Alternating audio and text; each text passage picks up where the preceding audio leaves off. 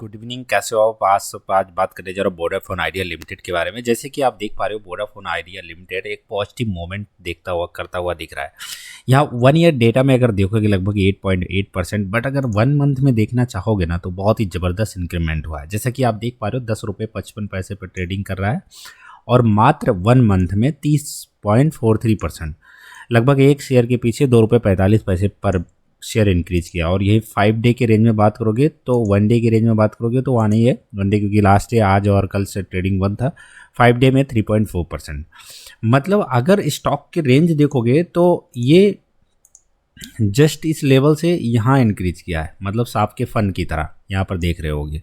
मतलब यहाँ अगर 7 रुपये में ट्रेड कर रहा है तो यहाँ पर आकर 10 रुपये में ट्रेड कर रहा है। मतलब जस्ट वन थिंग कि ये 1 घंटे के अंदर ये स्टॉक में फ्लैक्चुएशन होता है। तो आप ऐसे समझ सकते हो जी स्टॉक के बारे में, क्योंकि अब तक का जितनी बार वोडाफोन आइडिया ने अपने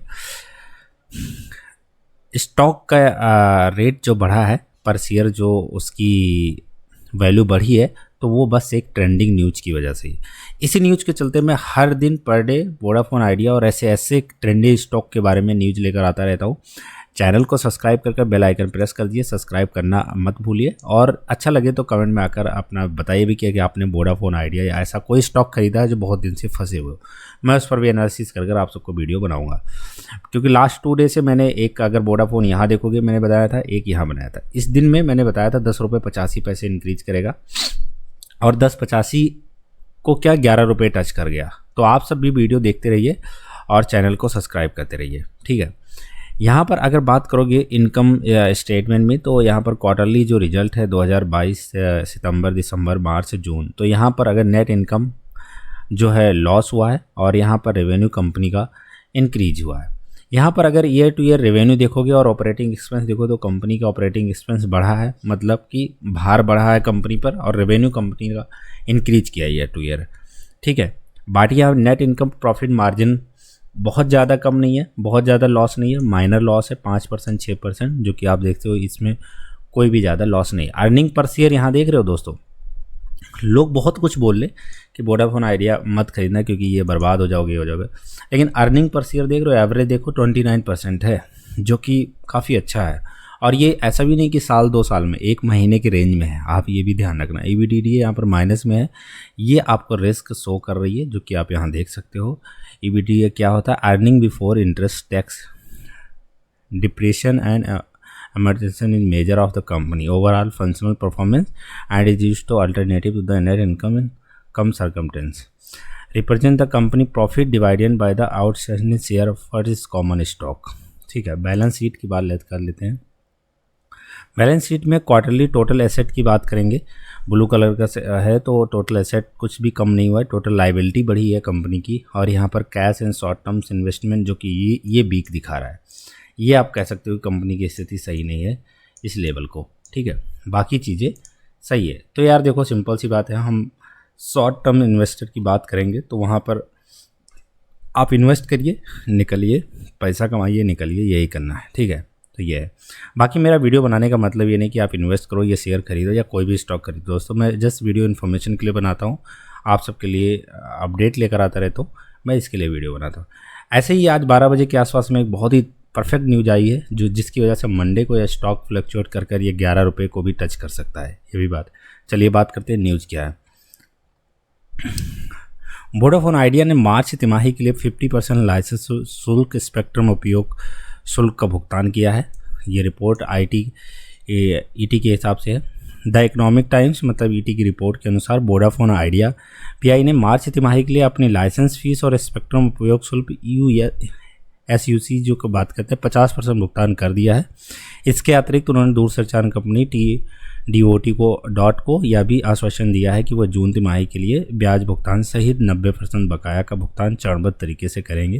रिपोर्ट में DOT अधिकारियों का हवाला देते हुए कहा गया है, कंपनी की पहली तिमाही की आय के अनुसार 30 जून 2023 तक वोडाफोन आइडिया का कुल सकल ऋण आय 2117 बिलियन रुपये था, जिसमें 1337.4 बिलियन रुपए के अस्थापित स्पेक्ट्रम भुगतान दायित्व रुपए की AGR देनदारी शामिल है। सरकार पर 638.86 अरब रुपए का कर्ज है। बैंकों पर वित्त वर्ष वित्तीय संस्थानों का बकाया 95 मिलियन है। वैकल्पिक रूप से परिवर्तनीय डिवेंचर की राशि 16.6 बिलियन है, जो कि अच्छी न्यूज़ है। 50% का स्टॉक का इन्होंने पेमेंट कर दिया है। अब देखो दोस्तों, ऐसी न्यूज़ आती रहती है और ऐसी न्यूज़ के चलते ना एकदम हवा बन जाती है चीज़ें, और वही होगा देखना मंडे को, और फिर अचानक गिरेगा और फिर अचानक उठेगा। ऐसे एक अधिकारी ने ईटी को बताया कि उन्होंने बीआई हमें वोडाफोन आइडिया ने हमें लिखा है कि निवेशकों के कई समूहों के साथ महत्वपूर्ण प्रगति हुई है, लेकिन कंपनी की ओर से कुछ खास जानकारी नहीं दी गई। एक अन्य सरकारी अधिकारी के हवाले से कहा गया, एक बार जब प्रमोटर्स कंपनी में 2000 करोड़ रुपये डाल देंगे तो बाहरी फंडिंग पर कुछ हलचल हो सकती है।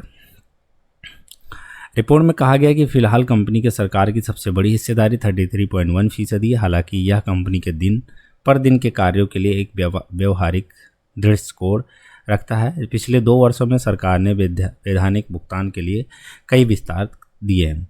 यह देखते हुए कि वोडाफोन आइडिया देरी की भरपाई के लिए ब्याज दर का भुगतान कर रही है, उसके अतिरिक्त हाल के दूरसंचार सुधारों में जुर्माना लगाने के प्रावधानों को समाप्त कर दिया। देखो, जिस कंपनी में स्टॉक गवर्नमेंट का ही 33% हो, कंपनी कहाँ जाएगी? कहीं भी जाएगी तो गवर्नमेंट खरीद लेगी, ये होता है। ठीक है, तो बाकी यही न्यूज़ है दोस्तों। रिपोर्ट के अनुसार बताएं तो वोडाफोन आइडिया के सीईओ अक्षय मुंडका ने डॉट को बताया कि लंबित वैधानिक बकाया के साथ साथ स्पेक्ट्रम किस्त का भुगतान करने के लिए एसबीआई ने 4000 करोड़ रुपए के अल्पकालीन ऋण की व्यवस्था करने के करीब है। कंपनी 2022 स्पेक्ट्रम नीलामी किस्त के लिए अपने भुगतान दायित्व को पूरा करने के लिए 30 दिन के विस्तार का अनुरोध किया है। 1680 करोड़ रुपए की इस किस्त की मूल देय स्थिति 17 अगस्त निर्धारित की गई है। हालांकि वोडाफोन आइडिया को ब्याज शुल्क के अधीन 30 दिन का विस्तार किया गया है, विशेष रूप से जबकि सरकार ने पिछली नीलामियों के संबंधित भुगतानों के लिए 4 साल की भुगतान स्थगन प्रदान किया था। 2022 स्पेक्ट्रम नीलामी को इस व्यवस्था में शामिल नहीं किया गया था। भुगतान स्थगन वित्तीय वर्ष 2025-26 की तीसरी तिमाही में समाप्त होने वाला है। रिपोर्ट ने कहा है कि इसके बाद वोडाफोन आइडिया को 40,000 करोड़ रुपए से अधिक का वार्षिक विनिमय भुगतान करने की आवश्यकता होगी। तो बेसिक इन्फॉर्मेशन और बेसिक न्यूज़ आप सबने देखा क्या है। कंपनी को Q1 आय के अनुसार 30 जून 2023 तक वोडाफोन आइडिया कुल सकल ऋण 2117.6 मिलियन रुपये था, जिसमें 1377 बिलियन रुपए के स्थानीय स्पेक्ट्रम भुगतान दायित्व है। 668 मिलियन AGR देनदारी शामिल है, जो कि सरकार को दे होगी। तो यहाँ 50% लाइसेंस देने का मतलब है कंपनी में जान है दोस्तों, और कंपनी अभी रहेगी। ठीक है, तो इतना समझ रखे। अगर आपने अभी बाइंग करना है तो बाइंग करने का समय नहीं है, अभी होल्ड करो अपने फिर गिरने का समय, जब ये 10 रुपये, जब ये स्टॉक 7 रुपये, 8 रुपये, 9 रुपये के आसपास में 7-8 रुपये में आए, तब आप बाई कर सकते हो। आप सबको वीडियो कैसा लगा? आप सबको अच्छा लगा, इन्फॉर्मेशन न्यूज़ अच्छा लगा, करंट न्यूज़ अच्छा लगा, तो आप चैनल को सब्सक्राइब करना मत भूलिए। और सब्सक्राइब करने के साथ में आपने अगर स्टॉक बाई किया है तो आप कमेंट सेक्शन में जाकर कमेंट भी करिए। इसके लिए धन्यवाद।